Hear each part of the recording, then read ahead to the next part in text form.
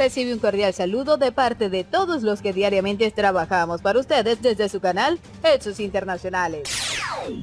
Bienvenidos sean todos al canal donde siempre podrán encontrar la información más controversial e interesante sobre Venezuela y el mundo.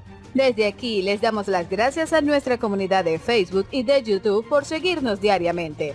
Varios líderes de opinión de todos los países de América Latina, en medio de la confusión, el caos y el desorden, han adjudicado la auditoría de los levantamientos sociales en países como Chile, Ecuador y ahora Colombia a una estrategia de los miembros del Foro de Sao Paulo.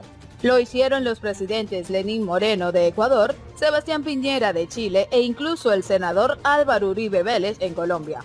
Pero a medida que surgen estos movimientos en Latinoamérica, se abre un debate sobre si estos son un contagio o una conspiración.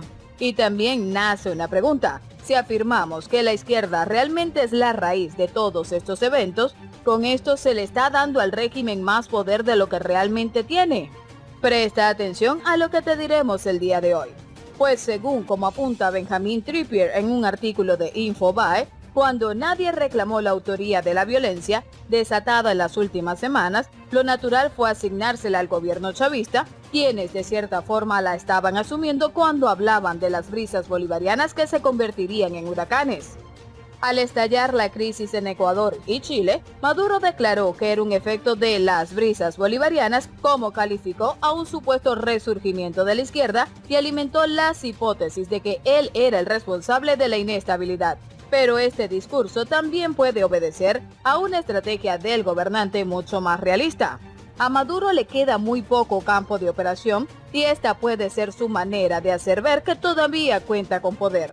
La dinámica de Maduro es esa. En este momento su poder de facto es cuestionable, entonces lo único que puede hacer es provocaciones, porque no tiene más credibilidad de facto y busca generar esas condiciones que sean inestables.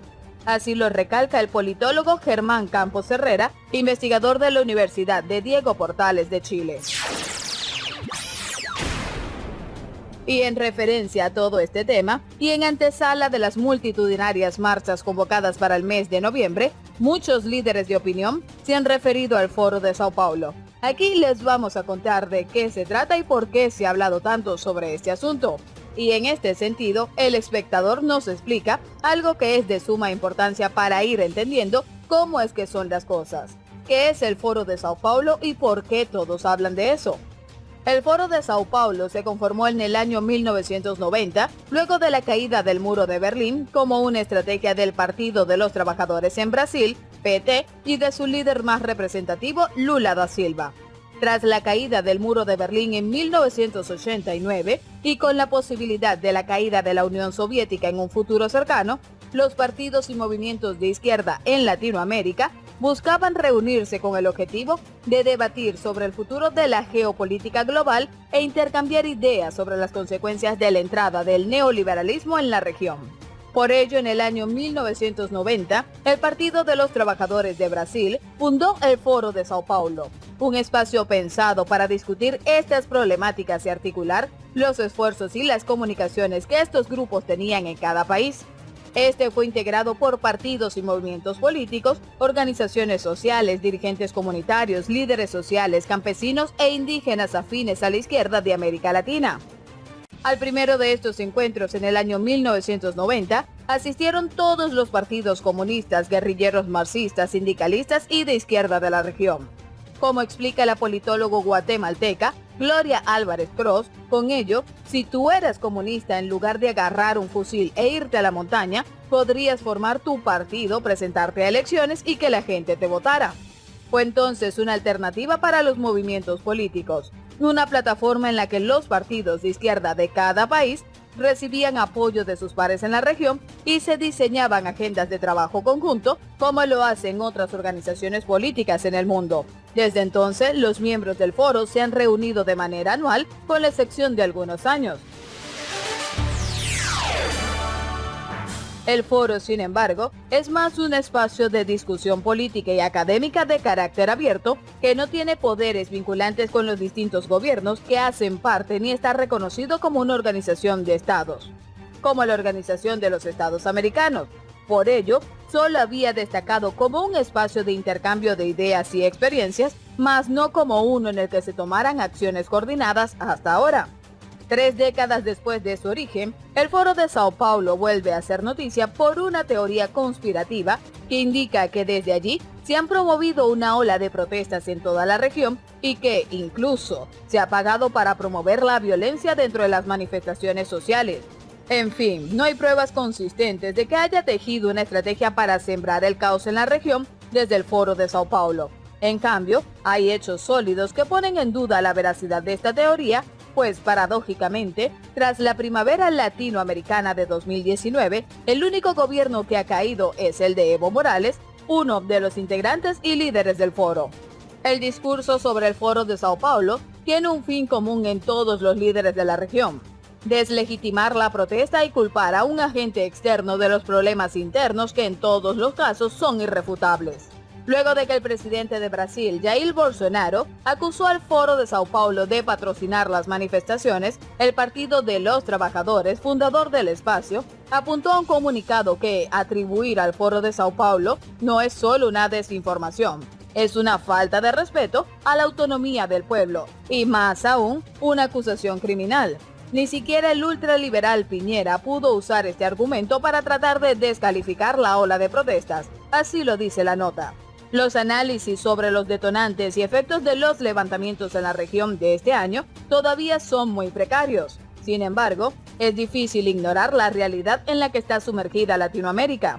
Y aunque en las últimas 2 décadas la mayoría de los países han tenido avances económicos, la clase media que surgió todavía es inestable y marginada de los procesos decisorios de los gobiernos.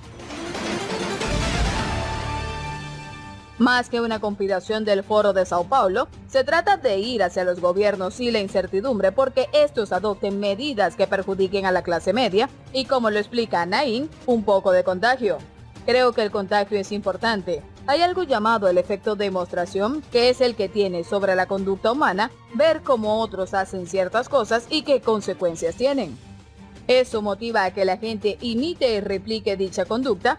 Yo no comparto que haya una gran conspiración inicial. Creo más bien que hubo una ebullición espontánea. Así lo dice Naim.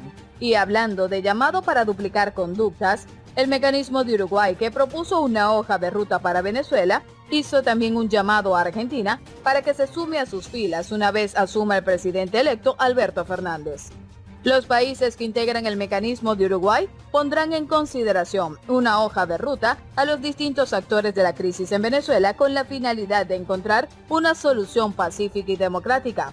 Así lo informó este lunes el gobierno mexicano.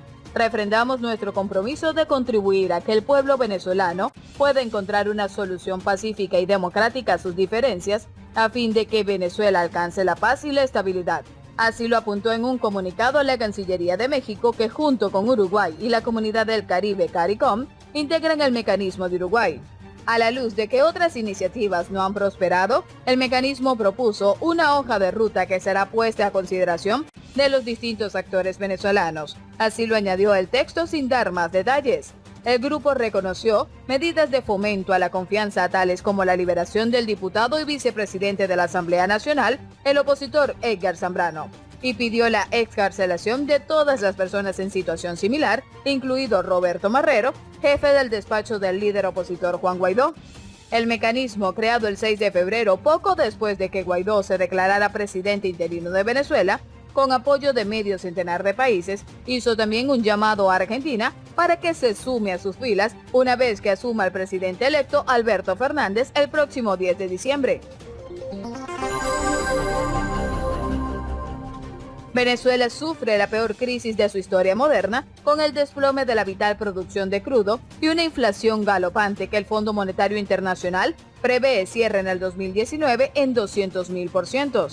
La oposición venezolana y más de 50 países consideran ilegítimo el segundo mandato del mandatario venezolano Nicolás Maduro por ser resultado de comicios, a su juicio, fraudulentos. Y con estas interesantes noticias que nos acercan más a la verdad, nos despedimos el día de hoy. Pero no podemos irnos sin antes invitarte a suscribirte a nuestro canal y a dejarnos tus comentarios al final del video, que con gusto los leeremos. Tampoco olvides activar la campana de notificaciones y muchas gracias por seguirnos diariamente. Esto fue Hechos Internacionales. Chao, chao.